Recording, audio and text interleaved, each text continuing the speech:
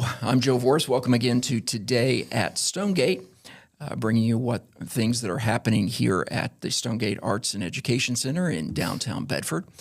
And today, back with us, we have Diana Matthews from the IU Health Rural Dementia Network. She's the project director there. Welcome, Diana. Thank you. And we're going to be talking once again about dementia and about the programs that are going on here at Stonegate that you can participate in that are free. And the last one was in January and started last January. The next one is coming up when, Diana? February 17th. Is that what I said? February 17th. I don't have it in front of me Okay. yet. February 17th. It's a lunch and learn. So we start at 11. And we gather, get lunch, get settled, and then have an hour and a half presentation that we do. So and we're excited to bring it to the community because it's actually an education series that was created by Teepa Snow, and the series is called Getting to Know Dementia. And so it's a 6-part series that was created by one of the premier educators in dementia and trainers for dementia care, Teepa Snow, and her positive approach to care. So we're bringing this this program to the community. And the first one that we did last month in January is on the 20th, I believe, and it was called What is Dementia Really? And so we talked a little bit about, what is dementia, what is not dementia, what is normal aging, and when should you maybe be concerned and speak to a physician. Okay. There's a lot of, there's a lot of changes that happen in our brains normally as we age. I mean, it's normal to slow down a little bit in your processing speeds. It's normal to have a couple of problems, maybe coming up with people's names or, word finding occasionally. Maybe takes a little longer for you to do math problems or, balance your checkbook, or maybe you're a little more cautious about things. You kind of look before you leap, but that's normal aging. But a lot of people, when they start having a few problems like that, they start to get concerned that, oh my goodness, I'm developing dementia. Right. And dementia is much more than that. And so what this first session was designed to do was kind of explore a little bit about what's normal, what's not normal, and what is dementia really, as the topic was so aptly titled. Right. So we talked a lot about that. So when you talk about what's normal versus what's not normal, what kind of things should people maybe look out for or think, is this just the normal process of aging or is something else going on? Yeah, sure. I need to get checked on? I have we do little kind of games or little at your table activities with this. So I brought some of the one of the little games that we do is we have pieces of paper that have something written down on them. Like, for instance, maybe taking a bit longer to take your foot off the brake and put on the gas when the light turns green. Is that normal or not normal aging? And that would be a normal thing to happen when you're aging. Thinking to yourself, that child needs to be taken out to the car immediately instead of getting that candy bar and screaming about it when you're in the grocery store. Thinking that to yourself. That's normal. We have a little bit less tolerance for things like that as we age.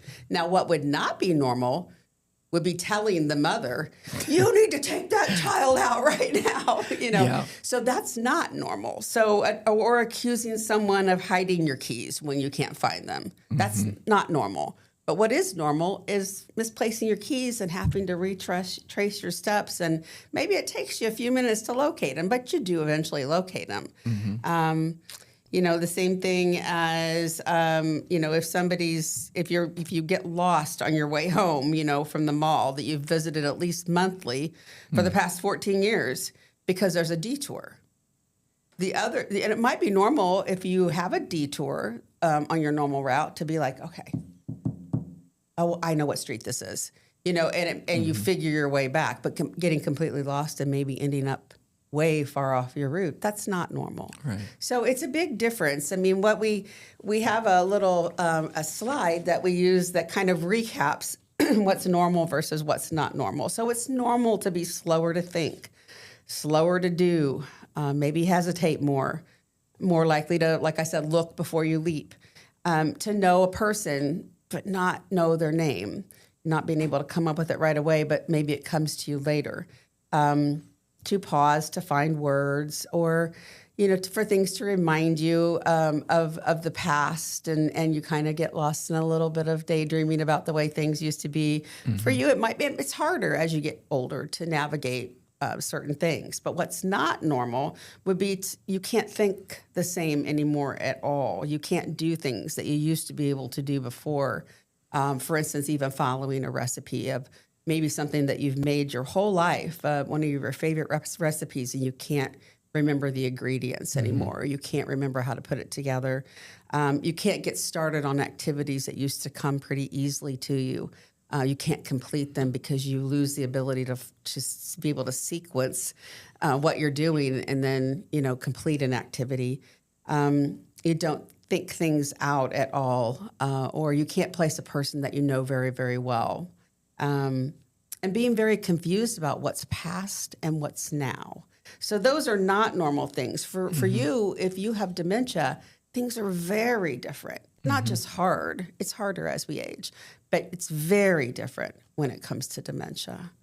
Well, if you had some of those, what you kind of classified there as not normal, getting some medical attention, I would assume, because can any of those also be caused by having strokes? Oh my goodness, there's so many things that it could be other than dementia. Right. And that's one of the things we really explore in our next session, because you can have changes that are because of medication interactions or undiagnosed medical issues that are going on with you, maybe even infections. You can have brain changes as a result of just side effects from some medications even. You can have a urinary tract infection. You can have a lot of things going on. Yeah, you could have had a stroke, but some strokes do cause changes in your brain function. Right. So talking about it to your doctor is super important. Even something like dehydration causes thinking problems. A large portion of our brain is made of water. We need to keep our whole body hydrated, but it especially affects our brain. So if you have things happening that seem unusual, or even if you're not sure if it's normal or if it's not normal, definitely talk to your doctor about it. There are like real simple little cognitive tests that they can do in office.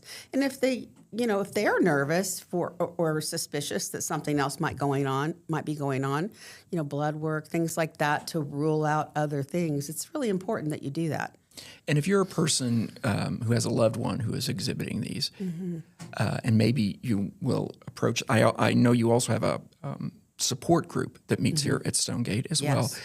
But if you're one of those loved ones and you see these things and maybe are making, the right way to go about suggesting or saying, maybe you need to see a doctor, with someone who's reluctant to see a doctor, never sees a doctor, doesn't do those things. Are there certain things that loved ones can do, or is that something that you might be talking about in the future, or in those support groups for people to how to approach? Because people are different in how they approach medicine and doctors and all that. For sure, and all of those things. We will be talking about it more in some of our other sessions, but even just coming out of the gate, approaching someone with concern and care, even that can be met with, some pushback on the part of her, because it's scary. Right. It's scary to age in general. 60% of people over the age of 45 say they're experiencing what they call subjective cognitive decline. They're noticing that things are slowing down a little bit, that things are a little bit harder to do. And so it's startling. And then you become very guarded, I would say, of yourself. And so starting to have conversations like, Mom, I've noticed things are changing a little bit for you. When's the last time you went to the doctor? Have they ever done one of those little cognitive tests with you? Starting that dialogue, or maybe even before you see changes, having dialogue within your family, with your parents, or with yourself, being proactive and understanding the brain and understanding what's healthy for the brain and what's not healthy for the brain. And when you turn 65, when you're on Medicare, Medicare will pay for this cognitive test every year. There's no reason for you not to get it, because it's important to have a baseline and to know what's normal for you. And then that way, if things start to change, even though it's scary, it's important to talk about it, because sometimes it can be treated. Not everything is dementia. There are what we call 4 truths about dementia. And that's another slide that I'd like to share with you guys. Okay. The 4 truths about dementia are that, number 1, at least 2 parts of your brain are dying, like literally dying. Number 2, that it's chronic and it can't be fixed. So if it is a delirium that's caused by a medication interaction or an infection, that can be fixed, but dementia cannot be fixed. It's also progressive. It will get worse. Medications do not slow the progression. They treat the symptoms, but they don't slow the progression. And it's terminal. If you do not pass away because of another reason, whether it's a heart attack or a stroke or whatever, you will pass away eventually from dementia-related problems such as aspiration, pneumonia, things like that, because your body can't, swallow appropriately. About 90 to 95% of the people think that dementia is the same as Alzheimer's, and that's the same as memory problems, and that's absolutely not true. Dementia encompasses a lot more than just Alzheimer's, and Alzheimer's is a lot more than just memory problems. It affects parts of your brain that have absolutely nothing to do with memory. So it's important to get educated, and so it's important then for us to be able to talk to our family members and help them be educated as well. It takes away some of the fear, and then it also allows proactive things to be put in place. Okay. Well, let's talk a little bit. This session coming up February 17th, Yes. This kind of lunch and learn at 11 a.m. What's going to be your topic on the 17th? Yeah, that topic is going to dive a little bit more into the brain. Okay.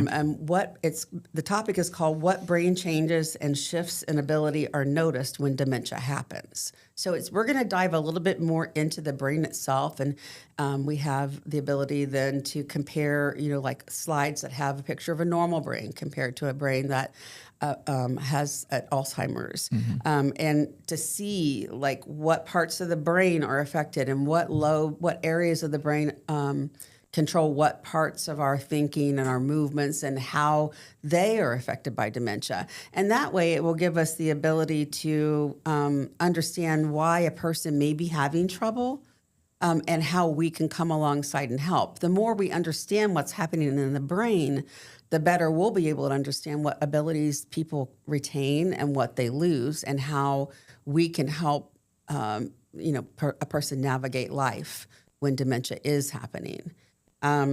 So it'll be a lot more technical kind of, but we'll break it down into nice bite-sized pieces so that when you leave, you'll kind of understand the complexity of the brain and how it works, and how it controls everything we do, and then also be able to identify the impact of those brain changes when dementia is involved. Okay. And if someone's interested in coming to that, how can they register? Yeah, so you can register a couple of ways. My colleague Lucy Scott is the keeper of the registration roll, and we do appreciate a registration in advance because we will order lunches and bring lunches. But you can call Lucy, and her number is 812-276-4279. Or you can email her. Her email address is lscott, so it's LSCOTT, and then the number 24. Oh, no, wait, 27. We'll put I it think on it's the. 24. Maybe it's 27. I have You to can look check at the and flyer. we'll put it on the. Yeah, they have a the number. You know, screen there's here. however Yeah. she's the whatever number L Scott there is in the IU Okay. Health system, but then Okay. it's iuhealth.org. Okay. Or you could go to Dementia Friendly Lawrence County on Facebook, and you could send us a message. All right. I'm on Facebook too, so if you know me and you see me on Facebook at Diana Matthews, I have my my personal Facebook account. You can message us there. Dementia Friendly Orange, Lawrence, Martin, and Jackson are all of our pages on Facebook, and they all the messages will come to us. So, yeah, get a hold of us on Facebook. Send an email. My email address is dmatthews4. So it's DMATTHEWS 4 at iuhealth.org. Okay. But yeah, if you could register in advance, that would be great. We always bring a couple extra lunches in case we have people that weren't able to register. But Okay. Sounds good. And maybe, if you're thinking about coming to that, grab a friend who maybe is in a similar situation, grab someone, bring someone to lunch with you and learn about this with you, because 1 out of 3 people is going to deal with it. And more than that, I'm sure, with family members if and you friends. live to the age of 85, 1 out of 3 people over the age of 85, which most of us kind of expect to live Right. to 85, 1 out of 9 over the age of 65, so yeah. And if you have someone in your life that you love that's aging, it's good to know what's normal and what's not normal. Right. And that alleviates a lot of needless worry, Right. because worry is bad for your brain. So we also talk about what's good for your brain and what's bad for your brain. And stress and worry is bad for your brain. So if you're stressing out about changes in your brain or a loved one's brain and you're causing yourself to worry, that's bad for you. Don't worry. Talk to somebody about it. Okay. Okay. Well, good to know. Good to know. Well, Diana, thank you for coming in today. We're going to have Diana on again next month because this is a 6-part succession, right? It ends in June, June of this year. And so every month there will be these kind of lunch and learn events here at Stonegate surrounding dementia. Anything else you want to add, Diana, before you I would end? just add that if you didn't make it to the last time, that's okay. You don't have to do, each one of these. If you can only make it to a couple, that's fine. Or if there's just one that interests you more than another, that's fine too. It is a succession, and it does kind of, a little bit build on each other, but it certainly is not required that can you jump attend in. all of them. Yeah, jump in anytime. Anytime. Okay. All right. Well, thanks, Diana. Thank you. And thank you for joining us. We'll see you next time.